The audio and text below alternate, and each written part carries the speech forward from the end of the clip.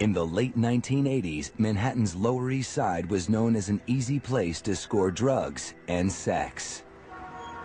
Prostitutes worked right in the open, turning $20 tricks for quick drug money along certain streets known as strolls. A stroll is where prostitutes ply their trade, where they're known to congregate, and the Johns can find them and do their business and get picked up. But one of those Johns was after more than cheap sex. He was out for blood. Tragedy happens in lives. Unfortunately, it was their lives. The world wouldn't know his name until after his killing spree had ended. Now, in a rare prison interview, serial killer Joel Rifkin talks about his sickening crimes down to the smallest detail.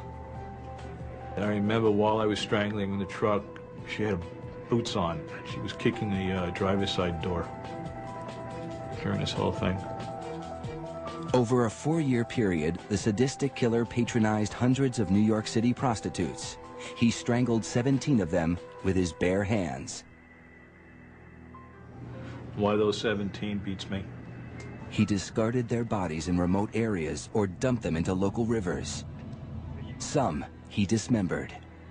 Cutting up a body, yeah, it's grotesque and repugnant to most people, but it's at a level less than the actual killing. No one knew about his cold-blooded killing spree. Not the police, not the press, not the public, not even the prostitutes themselves. People in that environment almost go virtually unreported and slip through the cracks. 22-year-old Tiffany Bresciani was his last victim. She was just very happy and beautiful and loved people. Tiffany had moved from Louisiana to New York to become an actress or a dancer. But instead of finding Broadway's bright lights, the city's dark side got her first. To support a drug addiction, she turned to prostitution. I still have that heartache, you know, it never goes away. There's that empty feeling sometimes, you know, without her. In spite of her troubles, Tiffany remained in close touch with her mother. But in June of 1993, she stopped calling home. She'd call about 3 times a week, you know. We really kept in touch that week that it happened. I said, did she call yet? And I had the most awful feeling. What happened to Tiffany might never have been discovered if not for Trooper Sean Ruane of the New York State Police Department. Early in the morning of June 28th, Ruane was patrolling Long Island's Southern State Parkway when a pickup truck caught his attention. I observed a tan Mazda pickup truck with no license plate on the back. We decided to pull the vehicle over. Instead, the driver took off. We're in pursuit of a vehicle, failure to comply. It's not high speed or anything, it's just failure to comply. But before long, Ruane was going nearly 100 miles per hour, trying to keep up with the truck as it sped through Nassau County. Barreling through stop signs and around corners, the driver seemed willing to do anything to get away. The vehicle actually went up onto 2 wheels, and I thought it was going to actually roll over. Lucky for him, it landed back on 4 wheels. After a frantic half-hour pursuit, the driver's luck ran out when he crashed into a streetlight. I ran up to the driver's side of his car, opened the door. He happened to be sitting in the driver's seat with his hands up like this, basically giving up. Very kind of casual, actually. As Ruane began inspecting the vehicle, he caught a whiff of something evil, a telltale odor almost every police officer knows. It appeared to be the odor of decaying flesh. In the back of the pickup, Ruane discovered a blue tarp and the horrifying secret it concealed.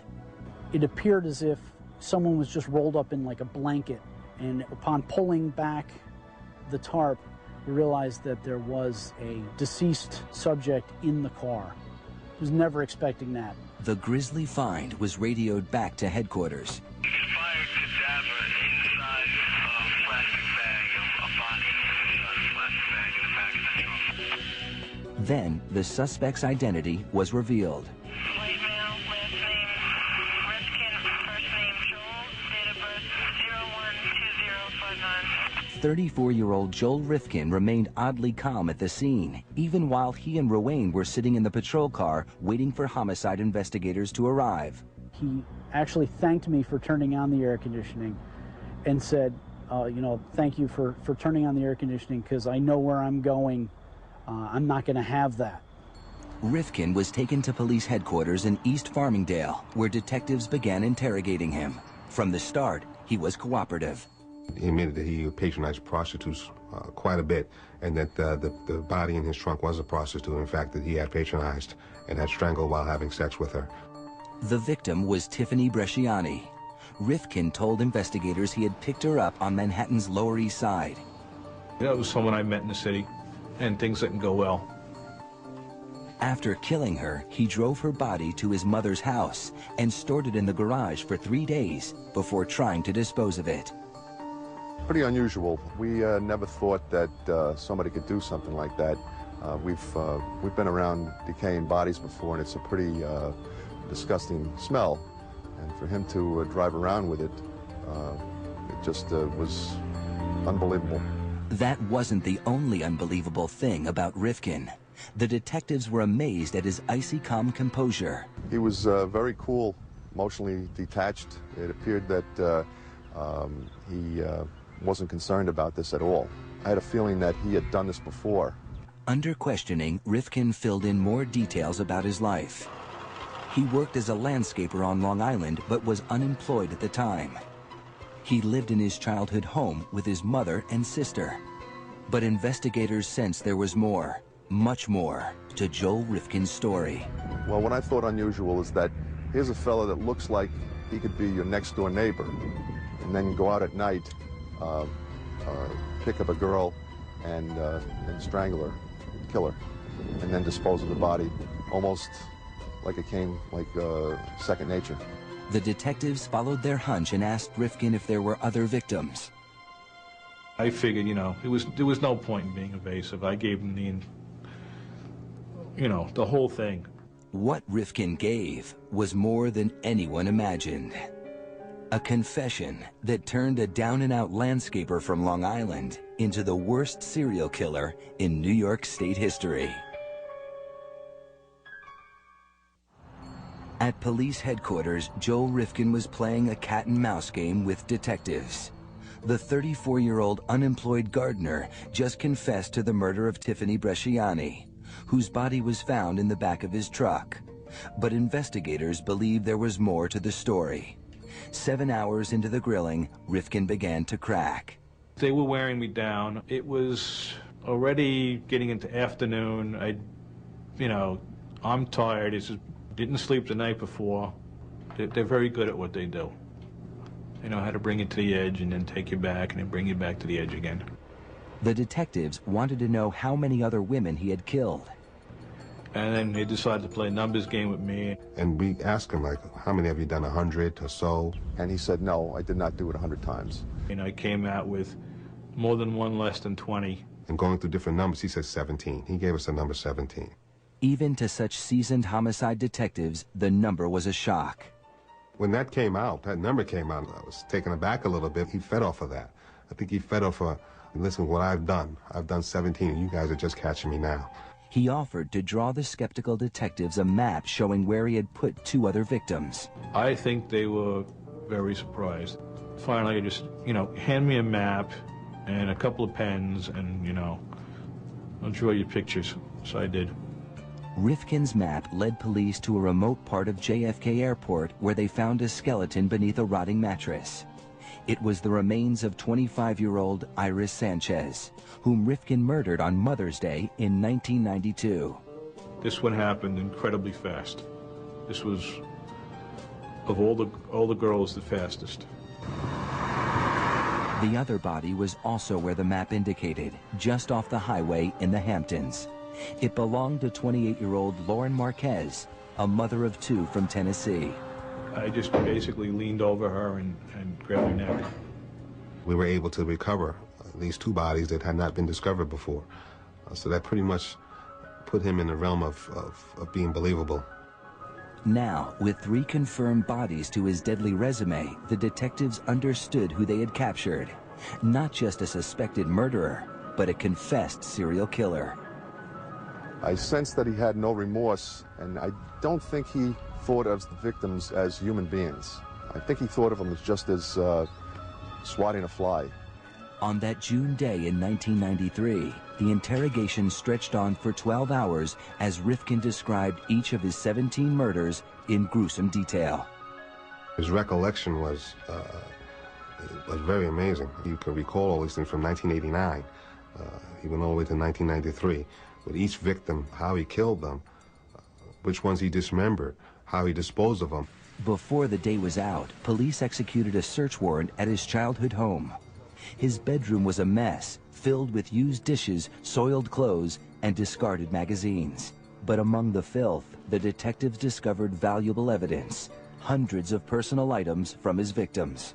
We were overwhelmed, like, how are we going to go through this and go through meticulously? We started to find identification and jewelry and different things belonging to girls, underwear, clothing. Rifkin had saved trophies from each woman to help him remember the murders. As the numbers started to increase, an ID would, okay, that has a photo, I know who that girl was, or a piece of jewelry, okay, I know that it's from that girl. So yeah, it would help keep the sequence and to remember who was who and remember the events. Those become very important to him. Many times it's an aid in reliving the fantasy. Detectives also found a collection of research material on other serial killers. We found newspaper articles chronicling other serial killers of the time, Jeffrey Dahmer, Arthur Sawcross, different books on the Green River Killer. It almost seemed like he was making a study of these type of individuals, fully knowing what he was. Police hauled away hundreds of pieces of evidence, including a saw, a freezer, and a wheelbarrow containing a quart of fresh blood. To help unravel this awful mystery, they turned to his mother and sister, whom Rifkin lived with during his 4-year killing spree. I was incredulous that she didn't know, that nobody could know that these things were going on underneath their roof, but how well do we really know the people that we live with? As police confirmed each one of his 17 victims, a fuller picture began to emerge. Joel Rifkin wasn't just the most prolific serial killer in New York's history. He was one of the worst of all time, eclipsing such infamous killers as David Berkowitz, the son of Sam, Richard Ramirez, the Night Stalker, and Albert DeSalvo, the Boston Strangler. As soon as the news got out, this case took a life of its own. After a life spent hiding in the shadows, suddenly the whole world knew who Joel Rifkin was. What did you do it? Mr. Rifkin, are you responsible for 17 murders?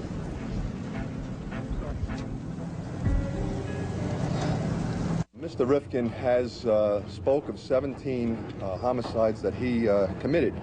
On June 30th, 1993, New York State Police called a press conference to announce the arrest of serial killer Joel Rifkin. His operation consisted of picking up the woman, having sex with them, killing them, and disposing of them. One question above all seemed most important. Do we have a possible motive at this point? No, we don't. What could have caused such a quiet, unassuming man to kill so many women? Mr. Rifkin seemed like he could be your next-door neighbor, but at nighttime he had an extreme thirst for using prostitutes, and then he went on a killing spree that made him the most prolific serial killer in New York State history. No one would have dreamed Rifkin was destined for such infamy when he was adopted on Valentine's Day 1959 by Ben and Jean Rifkin. By all accounts, his early childhood was filled with love and support. Started out very loving, very, typical. My memories are mostly a few years of home movies and a lot of photographs. As we got older, though, and more of our personalities came out, more and more it became my father's little disappointment.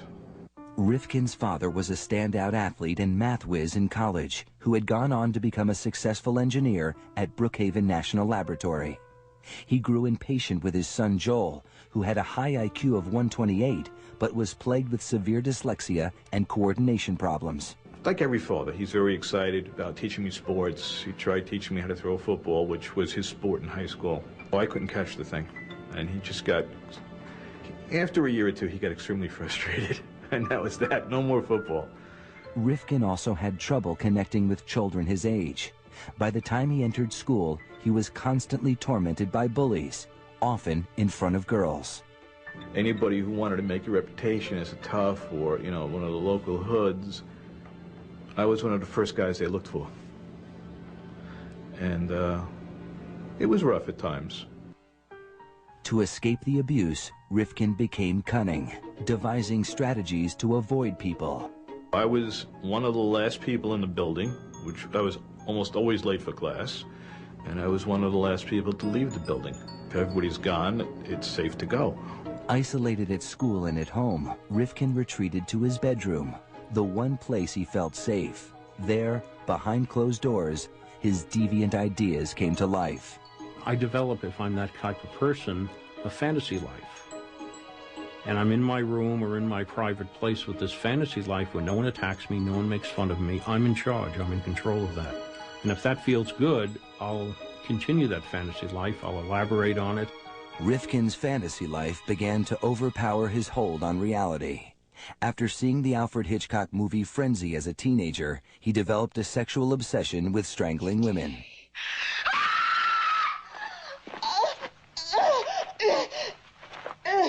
I remember seeing Hitchcock's Frenzy, which I later had a videotape of. It used to always get my attention. That built in the fantasy life. Rifkin graduated from high school in 1977. He stayed at home taking a class at the local community college. 1 year later, he enrolled at the State University of New York at Brockport, 200 miles away. Before leaving for his first semester, Rifkin decided that he might fit in better if he lost his virginity. I figured, well, I should have at least some experience. I should kind of know something of what this whole thing is. Rifkin headed into Manhattan and picked up a prostitute. She knew I was a kid, basically, so this particular woman was, I would guess, in her 30s. She'd been around, so she basically, you know, played teacher. Rifkin didn't just learn about sex. After years of feeling rejected and humiliated by girls, for just $20, he could be the one in control. The feeling intoxicated him. Self-esteem-wise, you know, as long as you had the price of admission, that was it. There was no rejection. There was no, you know, you're weird, you're in there, none of that. But even with experience, Rifkin was still an outcast at college. After 2 years, he gave up and moved back home. His father was furious, tired of being disappointed by his underachieving son. Me and my father used to have these horrendous screaming matches over little nothing things. And I was made to feel like the worst kind of son on the planet.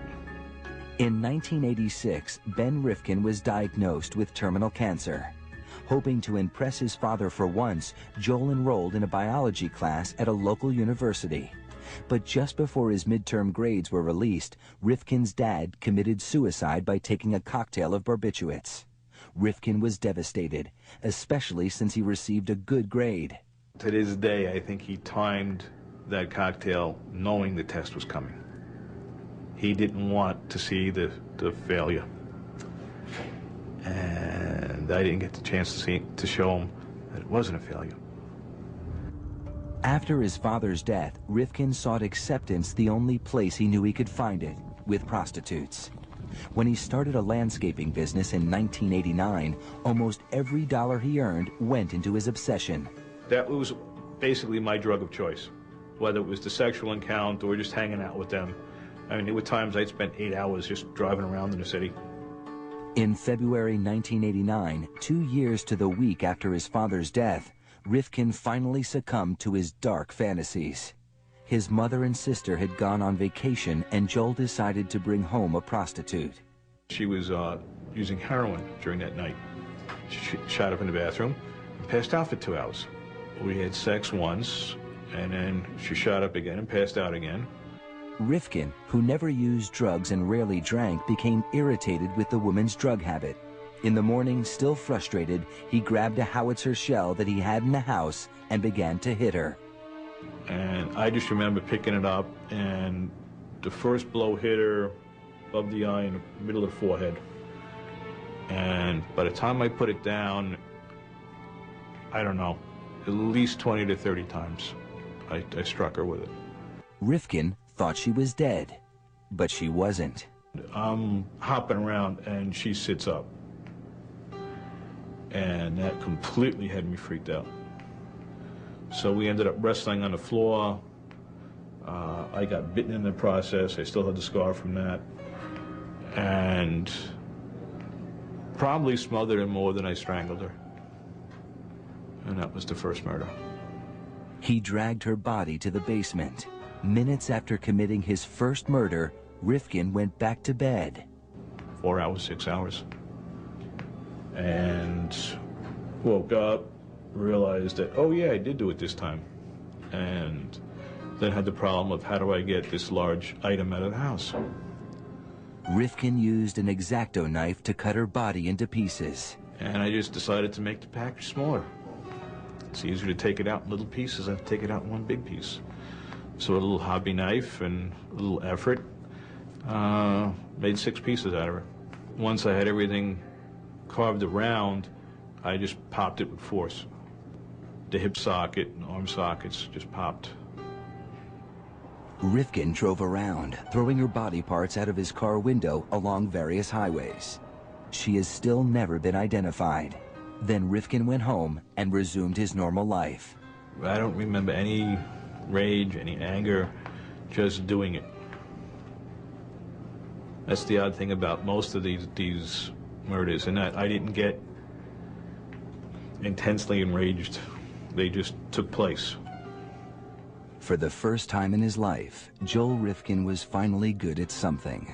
He was good at murder.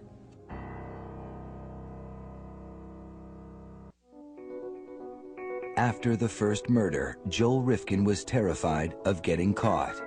Whoa, I can't believe I did this, and it was driving down the block, I'm counting the cars. Yeah, that car belongs there, that car belongs there. You know, looking for the odd car, driving past the house, circling back, you know, all this paranoia stuff. But he kept his dark secret to himself and returned to his regular routine of living at home, mowing lawns, and seeing prostitutes. He vowed never to kill again. I really, throughout that whole time before the next one happened, was, okay, that's not going to happen again. We're done with that. That was just, you know, had a bad day. But he couldn't stop thinking about the murder, especially during sex. For a year and a half, he was able to hold off the urge. Then his mother and sister went away again, and he brought home another prostitute. Her name was Julia Blackbird. There were other girls in that interval also who I'd brought to the house, and they were all still around, as far as I know. So I don't really know what the particular spark was. They spent the night at his home, then early the next morning drove to an ATM to get money. But Rifkin's checking account was empty, so they headed back home. I needed to wait for the bank to open so they could manually check my balance. So we went back to the house, and we had to kill about an hour and a half. Yeah, good choice of words. This time, Rifkin used a table leg.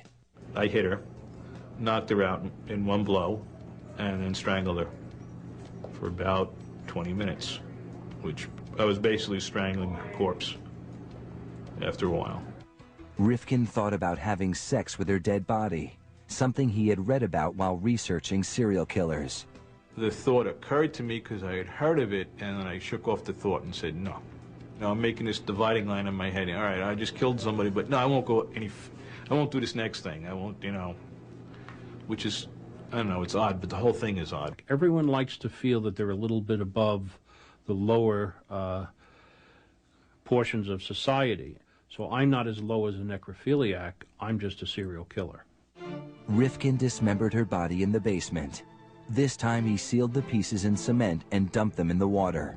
They went into various channels and rivers along New York City. To the best of my knowledge, they haven't found anything. The second victim also hasn't been located. He kept some jewelry, costume jewelry from this victim. Now, a killer for the second time, Rifkin became emboldened. Just 4 months later, he struck again. The third victim, which we know as Barbara Jacobs, a white female about 32 years old, he picked up Barbara at 12th Street and 2nd Avenue in New York City. Like the others, he killed Barbara at his home in East Meadow. We had sex in the guest bedroom, and she went to sleep, and I was up and roaming the house. Debated with myself if I really wanted to hurt her or kill her, and eventually that impulse was too strong, and I picked something heavy up again, hit her on the side of the head, and strangled her on the floor. Rifkin kept her body in the basement for 2 days. The body had just begun to change. It looked like it was bloating, so I became afraid to cut it. So I found a mattress box, or some kind of narrow, long box, rectangle. So I slid her into that and dropped it in the Hudson River. Her body was found shortly afterwards, but never identified, remaining a Jane Doe until after his arrest. Rifkin didn't care. They were objects. You know, I didn't think of them as having anything else but drug habits and, you know, sex for money. In my mind, they never had families, never had anything. These killers, over and over again, have an abnormal need for power and control. We all like a certain level of power and control, but they have an abnormal need for it. Why? Because it was taken away in their earlier years. So now they're going to react, and now they're going to try to overcompensate for that. Self-employed, with no friends or social life, Rifkin was able to carry on with impunity. His family left him alone and didn't ask questions. Mom was like, hey, as long as he's not moping, as long as he's out doing something. His family pretty much were resigned to the fact that the type of person he was, a loner, kept to himself a lot up in his room. He would be out roaming at all hours of the night. That was a normal course for him, as far as the family was concerned. A few of the women actually escaped his death grip, unaware of his fatal intentions. One girl she managed to hook her foot around and lift me up to the roof of the car. And broke contact, and I'm basically dangling like a bug. And I relaxed, she relaxed, and she was like, I gotta quit doing this. And of course, you're probably like me, I gotta quit doing this, and the next night she's back out and I'm back out. The first 3 murders had occurred with long intervals between them. But his 4th victim, 22-year-old Mary Ellen DeLuca, happened just a few weeks later. Rifkin says he didn't even intend to kill her. We ended up in a hotel room. My thinking was, 2 people walk into a hotel room, 2 people have to come out of a hotel room. So I was looking for ways to avoid the killing. In the room, DeLuca began to lament about her life. She was saying stories of how she had just come out of rehab and now she's getting stoned again, and her life is crap, and this has got to stop, and I wish I was dead. And I was like, she didn't have to say much more after that.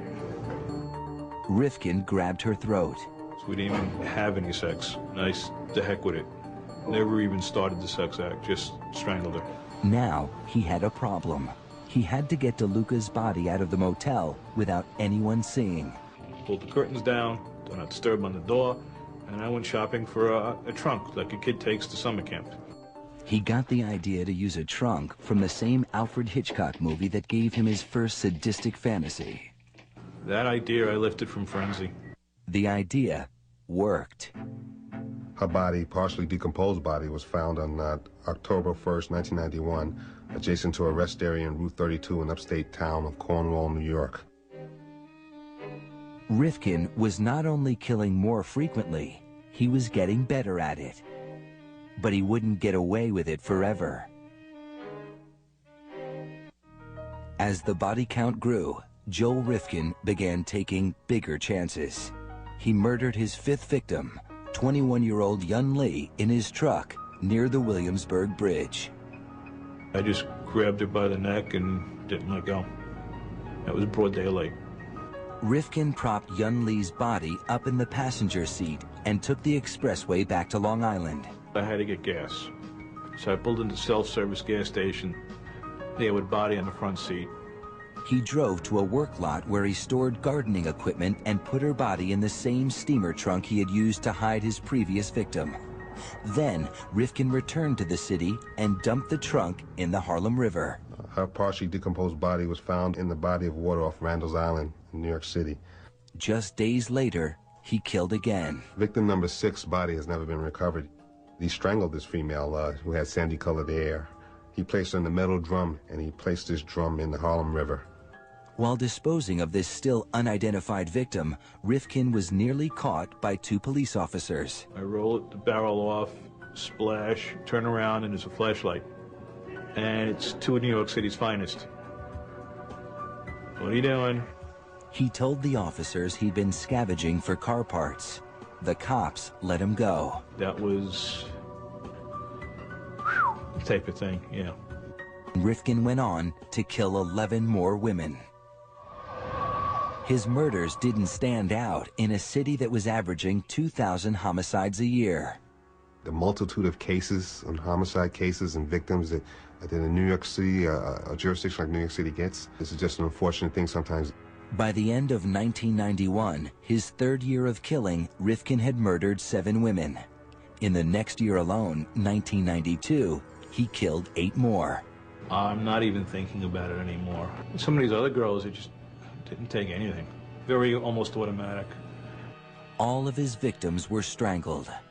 Joe Rifkin is a true sexual sadist. That thrill that he gets, it gets intermingled in sex. But again, keep in mind that tremendous feeling of power and control he would have strangling a defenseless prostitute. By discarding the bodies over a wide area, Rifkin kept police from connecting the murders. Nobody Rifkin knew suspected anything either. If you met Joel on the street, you would think that he was an unassuming guy. I don't think you'd take a second glance at him. Then, in late June 1993, Rifkin picked up his last victim, Tiffany Bresciani, while driving his mother's Toyota. He strangled her in the back seat and drove home. She's naked. I threw some car mats on her. I remember passing a tour bus, deciding it's not a good road. And I remember pulling off, drove to Kmart. Rifkin bought a blue tarp to wrap up Tiffany's body. Now it's around 9 o'clock in the morning. Drive home. Mom has some shopping errands to run. And it's her car. So Mom drives off with basically a very odd-shaped package in her trunk. And Mom never used the trunk that morning. After his mother returned, Rifkin moved Tiffany's body to the garage, where he left it for 3 days. Very hot days, and now it's nice and ripe. Early in the morning of June 28th, Rifkin drove off to dispose of Tiffany's body. But his truck's license plate wasn't properly attached. I heard it fall, and I'm a sloppy mechanic. There's tools everywhere. So I thought I had left a wrench or a socket someplace, and it bounced off. Soon after, Rifkin saw flashing lights in his mirror. Knowing the police would smell the stench from Tiffany's body, he decided to make a break for it and drive into the ocean. I was looking for literally a place to crash. I figured sink the truck, swim, hide under the pier for a while. I don't know what I was thinking. Instead, Rifkin crashed into a light pole after a 30-minute chase. He offered no resistance as Trooper Sean Ruane took him into custody. He asked me, he's like, why were you stopping me anyway? At which point in time I advised him that the reason why we stopped him was because there were no license plates on the vehicle. At which point in time he responded, you know, it's always a 25-cent part. Joel Rifkin's killing spree was finally over. The world was shocked when it learned of his crimes. After being invisible for so long, Rifkin was now in the spotlight. His trial loomed ahead. Soon, he would have to face the families of the women he murdered. My daughter didn't, she didn't deserve to die like that.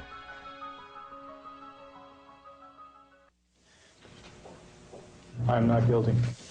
Unlike his victims, Joel Rifkin would not have to fight for his life at any of his trials. New York did not have the death penalty at the time. But faced with his own damning confession, Rifkin had few choices when he went on trial for the murder of Tiffany Bresciani in 1994.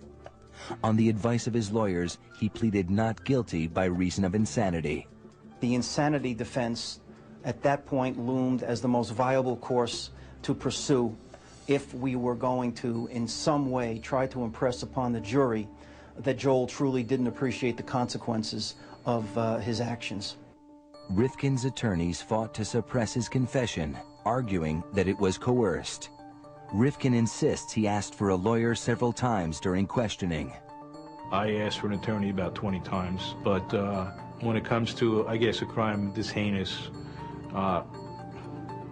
constitutional rights get forgotten about. It's not unusual afterwards for the defendants to make all sorts of claims about what they asked for or what the police did or said to them. His confession was ruled admissible. 10 months after Rifkin's arrest, the trial began. The prosecution portrayed Rifkin as a cunning killer who knew exactly what he was doing and went to great lengths to hide his crimes. He was bright enough to be able to pick the type of victims that would not be noticed missing right away, to do it, to kill these people in areas that would provide him with seclusion, and dispose of the bodies in such a way that law enforcement wouldn't be able to put one together with another. They also depicted him as a sexual sadist. He got sexual pleasure not only in killing these young women, but in keeping items from them, their identification cards, items of their clothing, some jewelry, and reliving that pleasurable experience of killing them in the secrecy of his room by holding and looking at all these items that he had stolen from them. As terrible as it is, what more power do you have over someone than life and death when you're strangling them? The defense argued that Rifkin was a paranoid schizophrenic, legally insane, and incapable of comprehending the consequences of his actions. We were claiming that he was laboring under such a pernicious disease that he really wasn't appreciative of what he was doing. Tiffany Bresciani's mother testified at the trial. I knew I had to take a stand not only for my daughter, but for all women in the world. The mothers of 2 other victims were constant fixtures at the courthouse, demanding justice. They wouldn't let me do it, I'll kill him myself. Rifkin's mother was there as well, standing by her adopted son in spite of his gruesome crimes. I didn't know what unconditional love was until my arrest. In the courtroom, Rifkin appeared disinterested, falling asleep several times during the trial. After 2 weeks, both sides made their closing arguments. The dead, even though disposed of, were dates to Joel Rifkin. His mind never drew the connection between what was real, what was fantasy, what was life, what was death. He knew when he killed Tiffany Bresciani that he was a serial killer. He knew it. He was studying it. He was reading about it. He had articles on Jeffrey Dahmer and Arthur Shawcross and others in his room. And he was doing it to satisfy his own sexual perversions. The case went to the jury. 2 hours later, the verdict was in. As to count 1, murder in the 2nd degree, what is your verdict? Guilty. At sentencing, the judge gave Rifkin the maximum. You have been found to have knowingly committed the most heinous act one can commit against a fellow human being, the taking of a life. You, Joel Rifkin, are hereby sentenced to an indeterminate term of imprisonment with a minimum of 25 years and a maximum of your natural lifetime. I don't hate him. I don't hate anybody. I just can't understand that. It's still a shock to me. I don't understand it. Over the next 2 years, he entered guilty pleas to 8 more murders.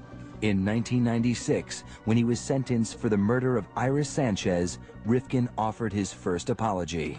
What I have done can never be forgiven, but I ask you to believe me when I tell you that I will never understand the part of me that caused me to do these terrible things to your children. Not only will I go to my death reliving these horrors, but I will go there never knowing why I did them at all. You all think that I am nothing but a monster, and you are right. Part of me must be. The judge was unmoved. Mr. Rifkin, in case there is such a thing as reincarnation, I want to be sure that you spend your second life in prison also. In all, Joel Rifkin was sentenced to more than 200 years in prison. Today, he has nothing but time to contemplate his crimes. I really didn't get a firmer grasp of what I did until around 9/11, when people were putting posters up looking for loved ones, and that made me realize, yes, there are families and what the families went through, and it changed perspective on a lot of it. Because many serial killers were abused as children, psychiatrists looked there for the source of Rifkin's violent impulses. But with such a normal childhood, Rifkin himself says he doesn't know why he turned into such a monster. They're looking for the cigarette burns, they're looking for the broken bones, and it's just not there. And that's one of the big mysteries for them and me. I'm not 100% evil, and I'm not 100%, not. It's a mix, unfortunately. After taking antidepressants prescribed by prison doctors, Rifkin says he now sees his crimes in a different light.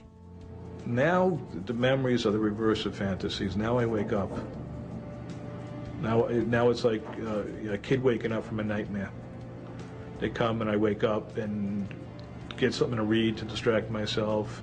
But Rifkin also says he can't guarantee, if he had the chance, that he wouldn't kill again. The honest answer is I don't know. I don't know if I was released if I'd ever kill again. I might.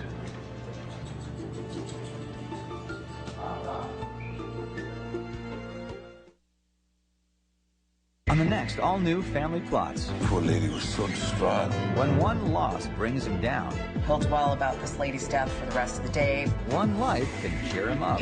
Chuck took his kitty to a costume party. I think we need a little help. Up against the ropes, baby. An all-new Family Plots. Sunday.